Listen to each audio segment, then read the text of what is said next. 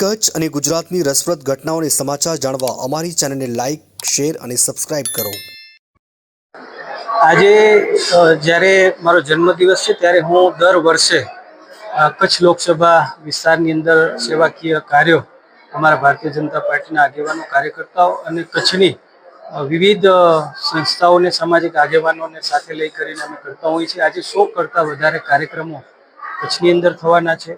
દેશના યશસ્વી વડાપ્રધાન શ્રી નરેન્દ્ર મોદી છે, જેમણે હંમેશા જનપ્રતિનિધિઓને એક આહ્વાન કર્યું છે કે પ્રજાની વચ્ચે રહેવાનું, પ્રજાના સુખ દુઃખમાં રહેવાનું. અને આજે કચ્છની અંદર પણ અલગ અલગ કાર્યક્રમો પૈકી સવારે બ્લડ ડોનેશનનો કાર્યક્રમ, અત્યારે આયુષ હોસ્પિટલની અંદર નિઃશુલ્ક દર્દીઓને ચેકઅપનો આખા દિવસનો કાર્યક્રમ, સાથે 2 મુખ્ય કાર્યક્રમો.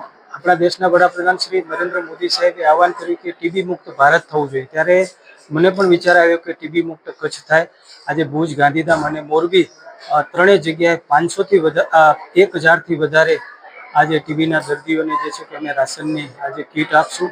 એની સાથે શ્રમિકોને પણ આજે 500થી વધારે કીટો આપવું. દિવ્યાંગો માટે પણ હું દરેક કાર્યક્રમ કરતો હોઉં છું અને 100 કરતાં વધારે દિવ્યાંગોને આજે એમને સાધન સામગ્રી અને આપવામાં આવશે. એમની જરૂરિયાતમંદ જે પણ હશે ચીજવસ્તુ આપવામાં આવશે. દિવ્યાંગ બાળકો, વિદ્યાર્થીઓ, આવા અલગ અલગ ક્ષેત્રના સૌ લોકો માટે કાર્યક્રમો થઈ રહ્યા છે. આજે વૃદ્ધાશ્રમની અંદર પણ ક્યાંક ને ક્યાંક ભોજનનો કાર્યક્રમ છે. દિવ્યાંગ હોસ્ટેલની અંદર પણ આજે શૈક્ષણિક કીટ, સ્વચ્છતાની કીટ આપવાનો કાર્યક્રમ છે. પક્ષીઓ માટે સવારે અમે જે છે કે કુંડા વિતરણનો કાર્યક્રમ આખા દિવસનો અમે કર્યો છે. એની સાથે સાથે સવારે ગાય માતાને નીરા નાખીને પણ અમે આ કાર્યક્રમની શરૂઆત કરી. આવા કચ્છમાં અનેક કાર્યક્રમો જનઉપયોગી અને સેવાના માધ્યમથી આજે થઈ રહ્યા છે. ત્યારે હું સામાજિક સંસ્થાઓ, અમારા પાર્ટીના આગેવાનો અને સૌનો હું હૃદયથી આભાર માનું છું.